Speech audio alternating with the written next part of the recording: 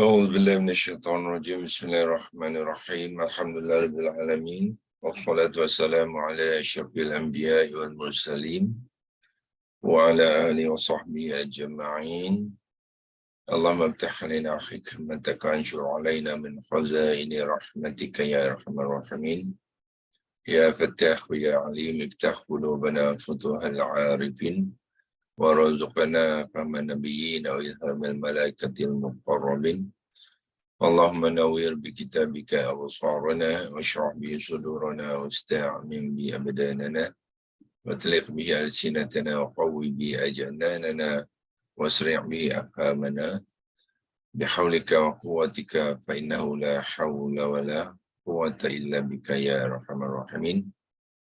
Kali lagi kita mulakan dengan mengucapkan kesyukuran kepada Allah SWT agar Allah sentiasa membantu memperkuatkan azam kita daripada satu hari ke satu hari, minggu ke minggu, bulan ke bulan, dan seterusnya kita akan terus menimba ilmu Al-Quran ini untuk memantapkan kefahaman kita dalam kehidupan kita agar Al-Quran itu dijadikan penghayatan dan panduan dalam kehidupan kita.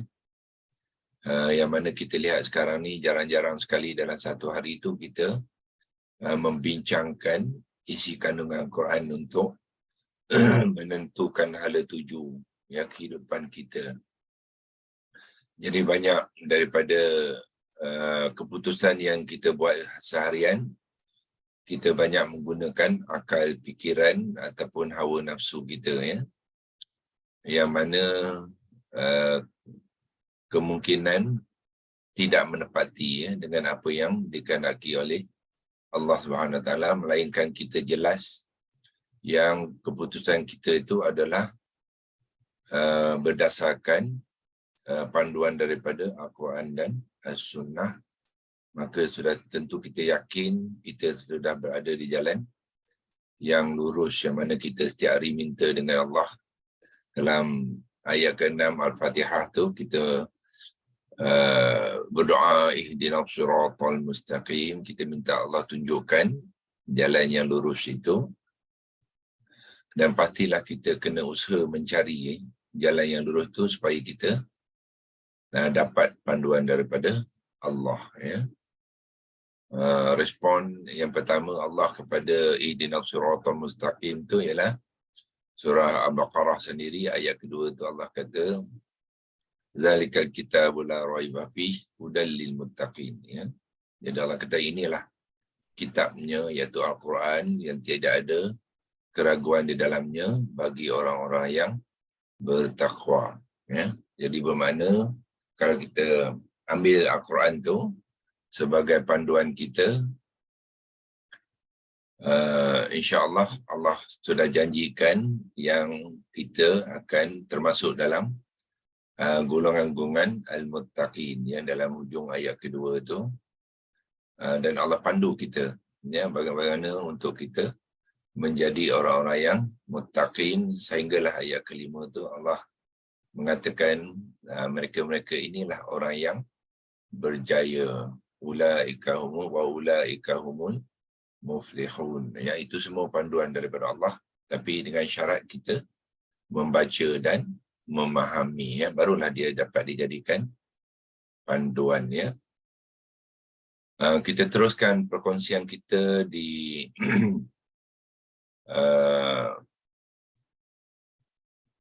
ayat 21-43, di mana kita telah pun hari itu berkongsikan penerangan ayat ini dalam korpus. Kita mengambil bahagian word by word. Terus sekarang kita nak berkongsikan dengan tuan-tuan dan puan-puan macam mana nak menggunakan korpus word by word ni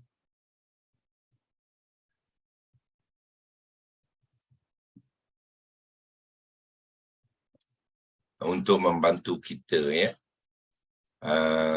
Hari Jumaat kita telah pun mengupaskan beberapa kupasan ataupun perbincangan kepada dua kalimah am dengan lahum, dan kita telah simpan dia di dalam screenshot, ya.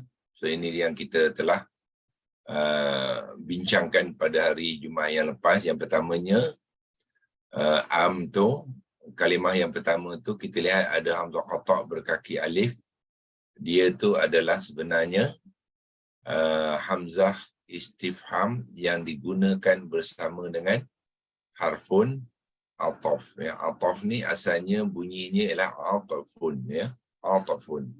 Ataf tu orang kita Melayu yang cakap ataf, ya. Tapi sebenarnya atafun. Ta tu disukunkan, dhafa ataupun disukunkan.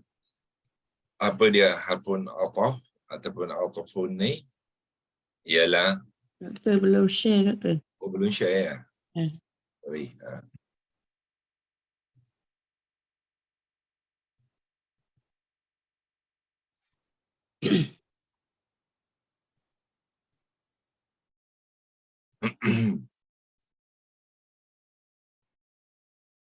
Ya. Okey, ya. Okey, yang baru saya sharingkan sekarang. Ya, kita melihat sebelum tu tadi saya bermula dengan kita membincangkan ayat 21-43 di mana Allah berfirman am lahum alihatun tamna'uhum min dunina. Jadi kita hamzah yang pertama tu kita panggil hamzah istifham. Jadi bila kita membacanya dalam tonasi soalan, ya. Kita maknanya Allah bertanya. Jadi kita bila berhenti di nina tu dalam bentuk question mark lah. Am lahum alihatun tamna'uhum min dunina. Itu, ya. Ya, pertanyaan. Ya, so kita telah memulakan perkongsian hari itu dengan menggunakan word by word, ya. Di dalam korpus ni belah atas sekali, menu belah atas sekali, tuan-tuan tengok ada word by word. So kita pergi ke bahagian word by word tu untuk membantu kita mengenal kalimah. So korpus ni adalah salah satu daripada digital Quran yang banyak membantu kita sekiranya kita tahu macam mana nak menggunakannya dengan baik, ya. Walau macam mana pun kita akan dapati ada lagi beberapa maklumat-maklumat yang tidak disertakan di sini, so kita boleh bantu dia, ya, untuk memperkemahkan perbincangan itu, ya. Kita boleh tukarkan bahasa ni kepada bahasa Malaysia dengan menekan tertikus kita ni, yang dipanggilkan mouse tu. Belah kanan kita ambil translate to Melayu, ya, di bawah ni translate to Melayu. So dia tukarlah kepada kita lah, ya, translate to Melayu. Kalau kita nak tukar balik ke English, kita tekan saja English, dia balik ke English, ya. So nak Melayu, tekan dia Melayu, dia akan tukar ke bahasa Melayu. Cuma beberapa ejaan tu kena betulkan, jangan ikut, ya, jangan ikut yang diterjemahkan di sini oleh Encik Google ni, ya. Ini Google yang menterjemahkan. Jadi kita kena lebih smart pada dia lah. Okey. Dan kita pun telah berkongsikan maklumat mengenai dua kalimah ini, ya, hari itu. Dan kita telah mengenal pasti, kita kata am tu adalah apa? Dia adalah hamzah yang pertama tu kita panggil dia hamzah istifham yang digunakan bersama dengan harfun atafun, ya. Atafun ataupun kita sebut ataf tu ialah atafun. Atafun maknanya menghubung, menyambung, ya. Menyambung. Di sini dia kata hubung koordinat. Dia menyambung dan dia mengaturkan sekali dalam konteks cerita sebelumnya, ya. Di maknanya dia menambahkan cerita ni kepada tambahan cerita yang sebelumnya. So dia dipanggilkan atfun. Pada masa sama dia juga mengambil fungsi sebagai soalan. Ya. Kalau tidak ada kalau tidak ada hamzah istifham,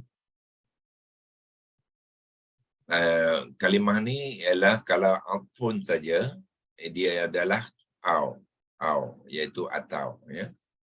Atau, tetapi sekarang ni dia mengambil bermaknanya di dalam bentuk istifham. So bila ada istifham, jadi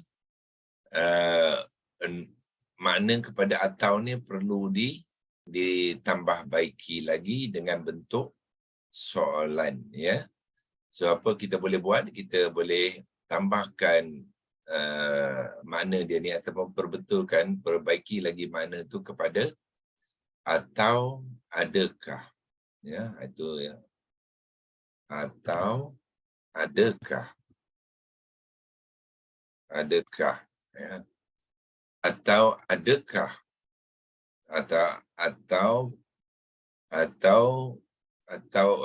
tetapi selepas pada tu lahum memberi erti mereka ada ataupun mereka mempunyai, atau kita tukarkan adakah tu kepada apakah, ya. Kalau tidak ayat dia tak jadilah. Atau adakah mereka ada, itu kalau kita guna adakah. Tapi yang lebih sesuai, atau apakah mereka ada, ya. Mereka ada, ataupun mereka mempunyai, ya. Mereka mempunyai. Boleh strokekan kat situ, mempunyai.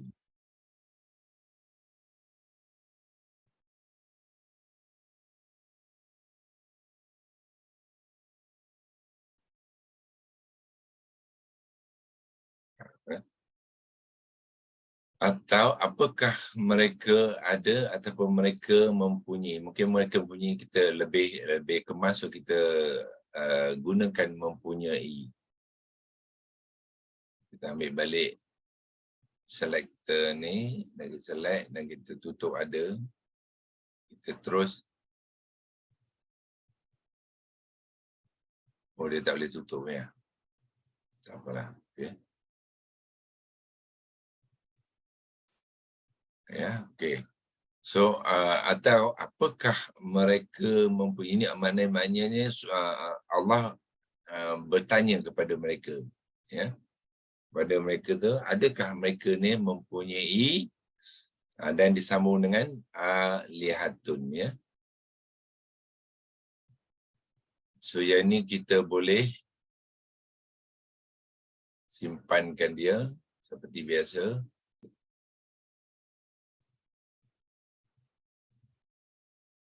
Okey, di mana simpan dia? Dia save.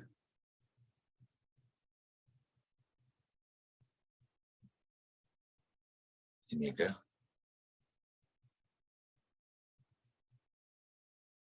Tak apa, kita terus kepada ayat kalimah selepasnya, iaitu lihatan. Lihatan. Cuba padamkan iklan ni. Mau pula dia.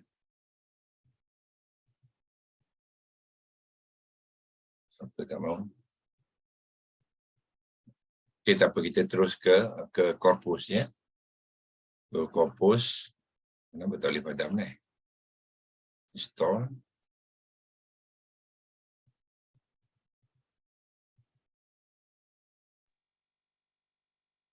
Kena unaktif dulu kot yang lain. Kena unaktif yang doktor setengah guna kesel tu kot. I noted. Tak dengar. Kena unaktif dulu yang doktor tengah guna. Oh ya, betul. Yang ni. Betul. Ya. Okey, betul lah. So dia ada save, kita boleh savekan. Apakah sini, bukan sini saving. Mula. Cari saving. Yang ni kita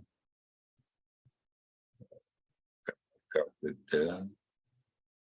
Mula. Ini kot.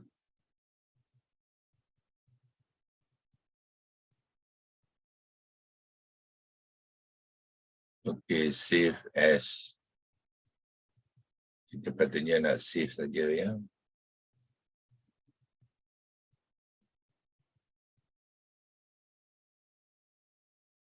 Tak apalah. So kita buang ni kita ni padam yang tadi. Inaktif dulu, lepas tu buangkan ni.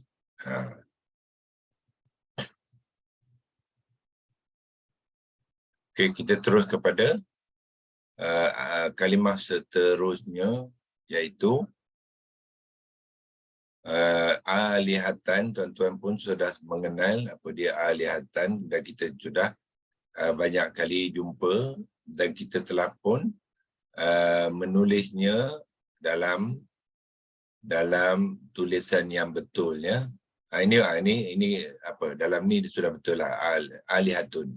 Dia menggunakan mad badal ya. Jadi alihatun adalah Tuhan-Tuhan. Jadi kalau kita ambil pada makna tadi, apakah mereka mempunyai, ini terbalik ya, mereka mempunyai Tuhan-Tuhan. Atau apakah mereka mempunyai, asalnya lam tu ialah bagi, iaitu harfun jar, tetapi dia juga bagi mereka tu juga boleh membawa erti mereka mempunyai mempunyai apa? Alihatun. Alihatun ni dengan bentuk penulisan dengan mad badal dan ada ta marbutah di hujung tu menunjukkan apa? Menunjukkan kalimah ni dalam bentuk jamak, ya Tuhan-Tuhan. Tuhan-Tuhan. Kalau mufradah dia ilahun. Ya, so mengambil bentuk jamak taksir, ya, alihatun. Ya, so kita lihat di sini alihatun Tuhan-Tuhan ni sebenarnya adalah muzakkar. Ya, muzakkar Tuhan tu muzakkar, tetapi kalimah tu secara lafazi ataupun melafazkannya dia muannas. Ya, so ada dua apa kata tu, dua situasi ya. Kalimah yang muannas tetapi memberi erti muzakkar, sebab Tuhan tak boleh kita gunakan muannas. Dari segi makna kita memberi makna dia dalam bentuk muzakkar, tetapi dalam aplikasi kalimah dia muannas. Dia muannas kenapa? Satu kalimah muannas yang menunjukkan kumpulan sesuatu yang muzakkar, dia mengambil bentuk muannas. Sebab tu dia ada ta marbutah ya. Okey. Jadi alihatan adalah Tuhan-Tuhan, itu straightforward. Lepas tu tamna'uhum. Okey. So, tamna'uhum ni maklumat yang ada di sini ialah pertama sekali yang hijau tu adalah menunjukkan dia kata kerja. Ya, kata kerja, verb bahasa Inggeris. V tu stand for verb. Yang grey home tu stand for pronoun. Pronoun ialah kata ganti nama isim dhamir ya. So kata kerja dan isim dhamir. Okey.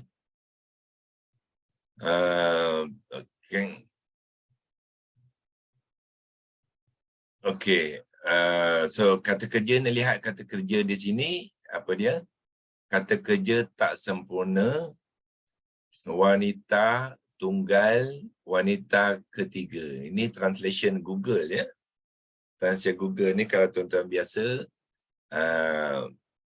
okey lah ya. Tetapi kadang-kadang bila dia translate tu dia pelik sikit lah ya. So apa yang dimasukkan? Yang dimasukkan sini ialah tamna'u, bermakna dia adalah fi'il mudhari' ya. Fi'il mudhari' dengan fa'ilnya orang muannas ghaibun. Itu dia maksudnya ya. Muannas mufrad ghaibun ya. Yang dikata wanita ketiga tu ialah muannas ghaibun. Tunggal tu ialah mufrad ya. Dan bila fa'il dia mufrad, tentulah kata kerja dia pun mufrad juga, ya. So biasanya kalau kita menerangkan kalimah tu, kita tak payahlah sebut 2 kali, ya. Kita sebut sekali cukup, ya. So okey, kalau kita nak menerangkan tapi sebenarnya di bawah ni tuan-tuan sudah ada, ya. Cuma nak kalau faham ini Arab dia, ya, kita lalu kita buat penerangan bahasa Melayu lah untuk kita yang Melayu ni, ya. Tetapi kalau tuan-tuan sudah biasa, boleh guna bawah ni. Ini dia pun sebut dia fi'il mudhari', ya. Tapi apa yang tak dinyatakan ke sini ialah sama ada mudhari' itu maklum ataupun majhul, ya. Tidak disebut. Tapi clue dia senang saja. Kalau bila tuan-tuan baca sini tidak disebutkan majhul, bermakna dia maklum lah. Itu dia cara dia, ya. Kalau dia majhul, dia akan beritahu fi'lun mudhari' lil majhul. Dia akan nyatakan macam tu. Itu menunjukkan dia majhul, ya. Kalau dia tidak nyatakan, bermakna fi'il mudhari' itu adalah fi'il mudhari' maklum, ya. So apa lagi yang missing dalam penerangan ni ialah wazan. So wazan juga tidak dinyatakan sini. So sekali lagi, ya, clue dia senang saja. Sekiranya wazan dia tidak dinyatakan, bermakna dia wazan 1. Ya, kalau dia silent, tidak. Kalau ada wazan lain daripada 1, dia akan nyatakan, ya. Dia akan sebut di sini, katakanlah kalimah tu wazan kedua contohnya, ya. Dia akan sebut dalam ni bentuk kedua. Bentuk tu ialah wazan lah. Ya. Tapi dia silent tentang wazan, bermakna dia adalah wazan 1. Begitu juga dengan fi'il mudhari' ni, ya, dia tidak nyatakan maklum ataupun majhul, bermakna dia maklum. Dan kita boleh lihat daripada kontrak ni, kita tahulah ini adalah fi'il mudhari' maklum wazan 1, ya. Apakah tanda dia wazan 1? Dengan melihat ta tu, yang pertama tu, yang ini, ya, baris atas. Itulah wazan, menunjukkan wazan 1. Ta tu adalah fa'il dia. Jadi dengan dia mengambil baris atas, menunjukkan dia adalah wazan 1, ya. Jadi kita boleh bantu dia dengan menaikkan penerangan di atas ni dengan yang lebih baiklah, ya. Okey. Tengok clue di sini.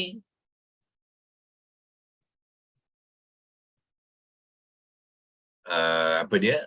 Dia kata apa? Nasab, ya, nasbun. Fi makhlin nasbun maf'ulun bi, itu untuk apa, ya? Untuk maf'ulun bi. Okey, cuma i'rab kepada fi'il mudhari' sini tidak dinyatakan, ya. Apakah i'rab dia? Itu kita akan bantu tambahkan apa? Penerangan dia, ya. So kita boleh buat penerangan tu dalam bentuk teks, ya. Teks tu kita tulis di sini untuk menerangkan apa yang dicantikkan di sini. Okey, dia adalah fi'lun mudhari' maklum wazan 1. Okey, kemudian jantina dia apa? Jantina dia adalah muannas, ya. Muannas.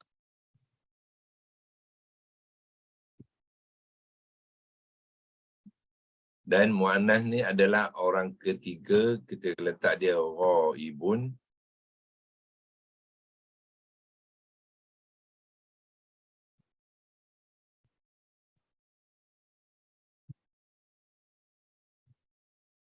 Ghaibun, bilangan mufrad, ya. Mufrad, kalau muannas kita sebut dia mufradah. Kalau dia muzakkar, kita nyatakan sebagai mufrad. Kalau muannas, kita mufradah, ya. Okey, itu adalah fi'il mudhari' jenis kepada tamna'u, ya, tamna'u. Okey. Kemudian i'rab dia, ya. I'rab dia adalah ditanda dengan ain baris hadapan. Ain baris hadapan, ya. Itu i'rab dia, menunjukkan dia adalah marfu'. So ini adalah fi'il mudhari' yang marfu'. Ya, jangan lupa masukkan i'rab sebab i'rab penting. Dia menentukan status kalimah tu bermakna perbuatan pada masa ayat ni diceritakan, konteks perbuatan tamna'u tu adalah berterusan. Berterusan. Itulah dipanggilkan fi'lun mudhari' yang marfu'. Okey. Kemudian dia ada fa'il dia. Ada objek dia. Hum ni adalah objek. Ini fa'il dia. Ini kata kerja. Dan hum adalah objek. So kita boleh tambah. Dan objek. Ataupun kita objek. Okey, boleh teruskanlah. Objek dia apa dia? Ialah hum ni. Hum ni macam mana kita nak menerangkan dia adalah isim dhamir, isim dhamir jamak lah, ya, jamak. Okey.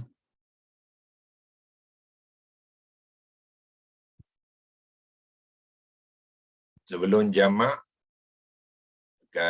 kena ada jantina dulu, ya. Jantina iaitu muzakkar dan dia juga ghaibun. Oh. Mana ghaibun? Orang ketiga, ya. Jamak, kemudian barulah i'rab dia, ya. Okey, kita dah kenal pasti dia tadi adalah objek. So automatically bila dia objek bermakna i'rab dia ialah mansub. Itu dia penerangan kepada tamna'uhum, ya. Tamna'uhum,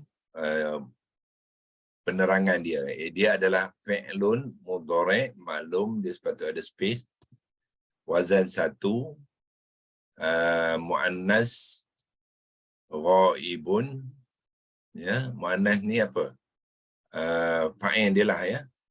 Kita sambung dengan fa'il.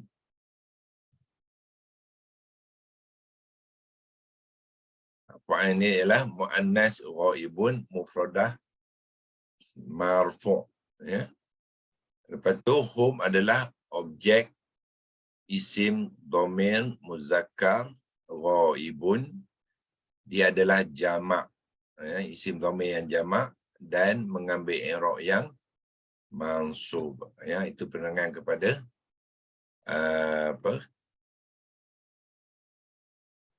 kepada kalimah tamna'uhum, ya. Kita cuba letakkan supaya kita boleh simpankan dia, ya. Okey, kita padamkan yang ini, ya. Kita break, kotakkan dia supaya kita tahu apa yang kita bincangkan sekarang, ya. Ambil warna biru, ya. Kita tengah membincangkan kalimah ini sekali pun bolehlah, tamna'uhum. Jadi kita arrowkan dia.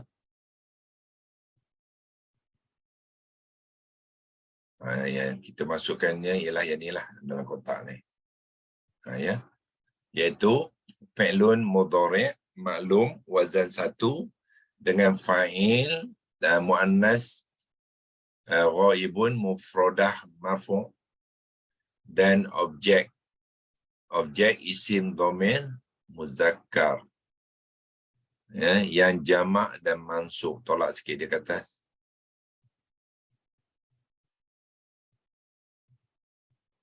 Okey.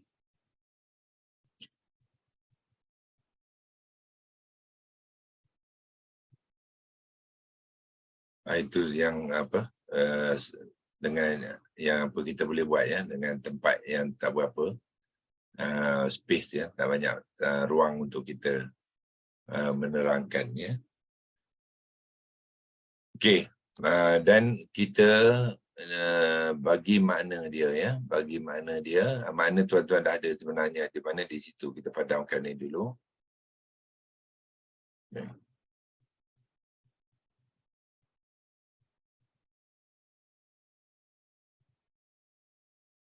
Ya. So yang sebaiknya tuan-tuan boleh menerangkan macam ni lah ya. Tetapi kalau rasa tuan-tuan boleh faham dengan apa yang dia dah diterangkan sini tu adalah mencukupi ya. Cuma setengah daripada maklumat tu tidak dinyatakan ya. Di dalam penerangan tu kita kena tambah dia sendirilah untuk lebih kemas ya perbincangan tu. Dan makna telah pun disediakan di sini iaitu membela ya, ataupun untuk membela, untuk tu dibraketkan ya, sebab dalam konteks dia dalam konteks soalan tadi. Soalan tu maknanya belum lagi berlaku. Belum berlaku, jadi dia masukkan untuk tu sebab perbuatan tu belum lagi berlaku, cuma dia dalam bentuk pertanyaan ya.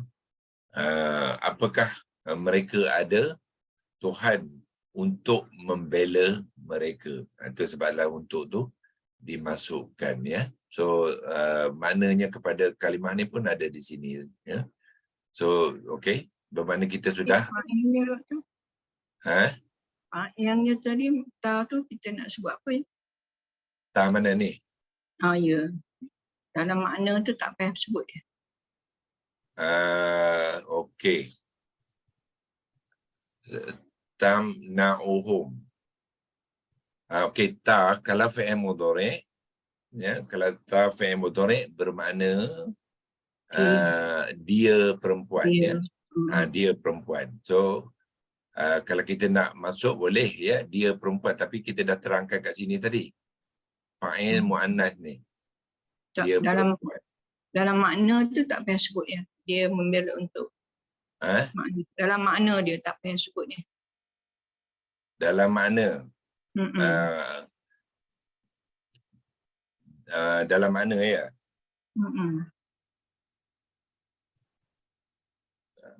Untuk dia membela mereka ya. Okey, dia tu tahu tak merujuk kepada apa? Okey, dia di sini dia bukannya merujuk kepada seorang perempuan ya, dia merujuk kepada apa? Ni kalimah ni. Kalimah ni adalah muannas. Dia ada ta mabutah tu, dia muannas. Jadi maksud dianya Tuhan-Tuhan tu, ya, kumpulan Tuhan tu. Boleh tak kumpulan Tuhan-Tuhan tu, inilah dia punya fa'il tadi. Ta ni merujuk kepada alihatun tadi. Boleh ke Tuhan-Tuhan tadi membela mereka? Jadi kalau nak masukkan itu, maknanya kena masukkan Tuhan-Tuhan untuk membela mereka. Tuhan mereka tu ya, alihatun tu untuk membela mereka. So dan kumpulan Tuhan-Tuhan tu dari segi lafazi, dari segi lafaz adalah muannas. Sebab tu dia ambil ta di sini.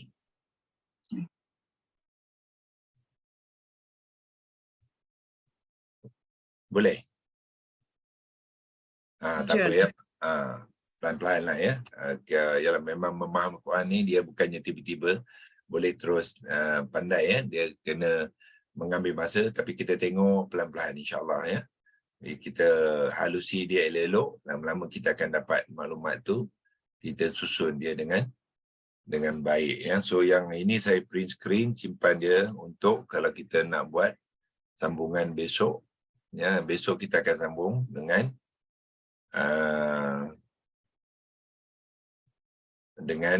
min dunina pula lah ya. Min tam na'um ya, kita sudah tahu.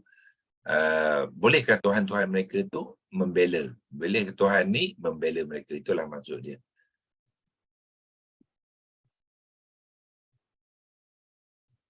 Okey, sadaqallahul azim. InsyaAllah kita sambung lagi perbincangan kita di besok pagi ya. Terima kasih Doktor. Okey, wabillahi taufiq wal hidayah. Wassalamualaikum warahmatullahi wabarakatuh. Waalaikumsalam warahmatullahi wabarakatuh. Terima kasih doktor. Assalamualaikum. Terima kasih doktor. Terima kasih Doktor. Waalaikumsalam warahmatullahi wabarakatuh. Okay, Assalamualaikum. Waalaikumsalam warahmatullahi wabarakatuh.